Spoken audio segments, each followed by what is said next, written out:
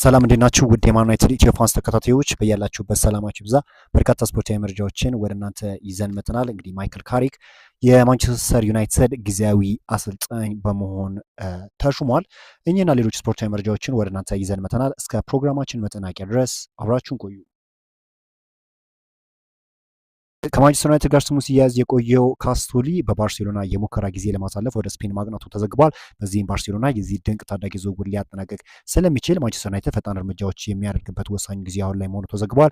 የኤልዲኪው ኪቶ ፕሬዚዳንት ኢዛክ አልቫሬዝም ተጫዋቹ ወደ ባርሴሎና ማቅናቱን በማረጋገጥ ለተወሰነ ጊዜ ብቻ እንደሚገኙና ባርሳም ጠንካራ ፍላጎት ካሳየ ለድርድር ክፍት እንደሚሆኑ እየተገለጸ ይገኛል። ማንቸስተር ዩናይትዶች በተጫዋቹ ላይ ከፍተኛ ፍላጎት እንዳላቸውና ተጫዋቹንም እንግዲህ ወደ ማንቸስተር ዩናይትድ ለማምጣት ፍላጎት እንዳላቸው እየተገለጸ ይገኛል። ከዚህ በፊት እንግዲህ ክሪስቲያኖ ሮናልዶን ማንቸስተር ዩናይትዶች ማስፈረም ችለዋል። በርካታ ጥሩ የሚባሉ ታዳጊዎችን ዩናይትዶች እንግዲህ ወደ አካዳሚ እያመጡ ይገኛሉና ወደፊት እንግዲህ ለሚደረገው የቡድን ግንባታም ጥሩ ነገር ከስር ለመስራት ሀሳብ እንዳላቸው ነው እየተገለጸ የሚገኘው።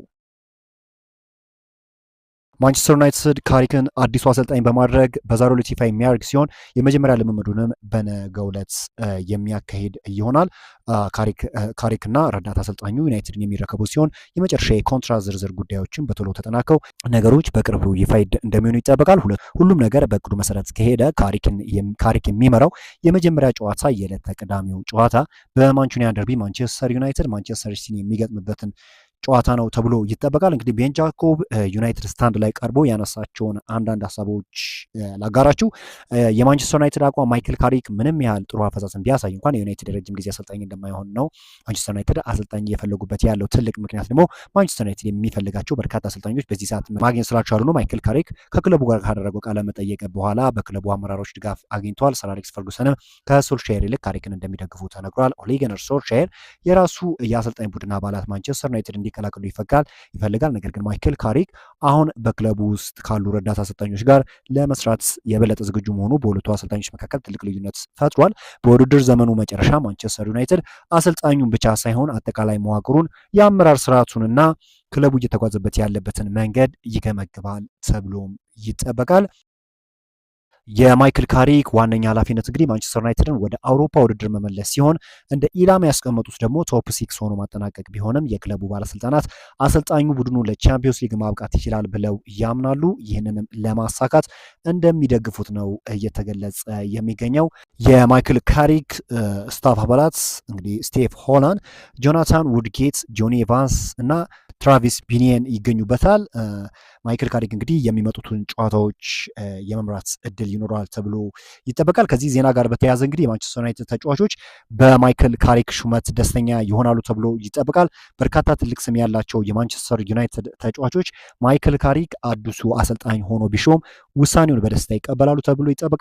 ማይክል ካሪክ የማንቸስተር ዩናይትድ ጊዜያዊ አሰልጣኝ ሆኖ የመራቸውን ጨዋታዎች በድል እንደጨረሰ የሚታወቅ ጉዳይ ነው እና ማይክል ካሪክ እስከ ዓመቱ መጨረሻ ድረስ ጥሩ አፈጻጸም የሚያሳይ ከሆነ የዩናይትድ የበላይ አካላት እንግዲህ በአቋሙ ላይ ግምገማ የሚያደርጉ ይሆናል። ነገር ግን አሁን እዚህ ጋር ጥያቄ የሚነሳው ነገር በእነዚህ ተጫዋቾች ለውጥ ያመጣሉ አይደለም። ካሪክ በጣም ወርልድ ክላስ የሚባል አሰልጣኝ ቢመጣ እንኳን በእነዚህ ተጫዋቾች ምን ይሰራል የሚለው ነገር ከባድ ነው። በተለይ በመከላከሉ ረገድ እነ ዲያጎ ዳሎ እና እንዲሁም ፓትሪክ ዶርጉን ከተመለከትን ለማንቸስተር ዩናይትድ ይመጥናሉ ወይ የሚለው ነገር ራሱ ጥያቄ የሚያስነሳ ነገር ነው እና እኔ በማንቸስተር ዩናይትድ ቤት አሁንም ያለው ችግር የተጫዋቾች ችግር ነው እንጂ አሰልጣኞች የሚሰሩት ስህተት ብቻ ነው ለማለት በጣም ይከብዳል እና በጥሩ የዝውውር መስኮት እንኳን ማንቸስተር ዩናይትዶች እጅግ መንቀሳቀስ ሲገባቸው እስካሁን ድረስ ምንም አይነት እንቅስቃሴ አላደረጉም። ሌላው ቢቀር በውሰት ውል እንኳን ለአጭር ጊዜ ማስታገሻ በመሀል ክፍሉ ተጫዋች ማምጣት ይገባቸዋል። ነገር ግን እስካሁን ድረስ ምንም ስራ እየሰሩ አይደለም። በዚህ ሁኔታ ግን ምንም አይነት ለውጥ የማያደርጉ ከሆነ ምንም አይነት ዝውውሮችን የማይፈጽሙ ከሆነ ምንም እንኳን አሰልጣኝ ቢቀያይሩም ለውጥ ለማምጣት ይቸገራሉ የሚል እሳቤ ነው የሚኖረኝ። ዩናይትዶች በተለይም በውሰቱል ጃኦ ኔቬዝን ከሳውዲ ክለብ አል ሂላል ለማምጣት ሀሳብ እንዳላቸው እየተገለጸ ይገኛል። እንዲሁም ደግሞ ከአትሌቲኮ ማድሪድ ኮኖር ጋላጋርን የማስፈረም ፍላጎት እንዳላቸው ይታወቃል። በመሀል ክፍል ያለበትን ትልቅ ድክመት እናውቃለን። በተለይም ደግሞ በመከላከሉ ረገድ የማቲያስ ዴሊክት ጉዳት ማስተናገድን ተከትሎ ማንቸስተር ዩናይትድ በመከላከሉ ረገድ ምን ያህል እንደተዳከመ አይተናል። ሊዛንድሮ ማርቲኔዝም ቢሆን ከጉዳት ከተመለሰ በኋላ ከዚህ በፊት የምናውቀውን ነገር እያስመለከተን አይደለም እና እኚህን ነገሮች የምንመለከት ከሆነ ማንቸስተር ዩናይትድ በጣም በርካታ ስራዎችን መስራት እንዳለበት ፍንትው አድርጎ የሚያሳይ ነው። አዲስ ነገር እንጠብቃለን። እስካሁን ባለው ሁነት ግን ማንቸስተር ዩናይትዶች በርካታ ስራ መስራት እንዳለባቸው ፍንትው አድርጎ የሚያሳይ ጉዳይ ነው።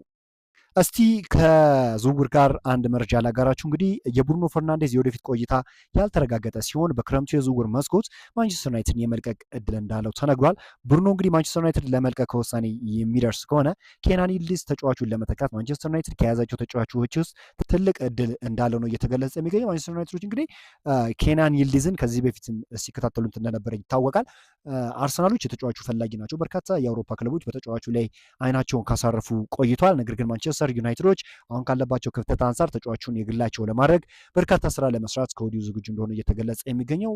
በነገራችን ላይ ተጫዋቹ በጣም ፖቴንሻል ያለው ተጫዋች ነው። በማጥቃቱ ረገድ ማንቸስተር ዩናይትድን በጣም ያሻሽሏል ተብሎ ነው የሚጠበቀው። ደግሞ ሌላኛው ኮንሲስተንሲ ነው። በጣም ወጥነት ያለው አቋም ያለው ተጫዋች እንደሆነ ይታወቃል። ወጣት እንደመሆኑ አንጻር ወደ ማንቸስተር ዩናይትድ የሚመጣ ከሆነ በሁሉም አቅጣጫ ማንቸስተር ዩናይትድን ይጠቅመዋል ተብሎ ነው የሚጠበቀው። ማንቸስተር ዩናይትድም ተጫዋቹን ለማስፈረም ሙከራ ያደርጋሉ ተብሎ ይጠበቃል። በትናንትናው ዕለት እንግዲህ ሪያል ማድሪድ ዣቪ አሎንሶን ማሰናበቱ የሚታወቅ ጉዳይ ነው። በተለይም ደግሞ በሪያል ማድሪድ ውስጥ እንግዲህ ከሚነሱ ጥያቄዎች አንዱ ምንድን ነው?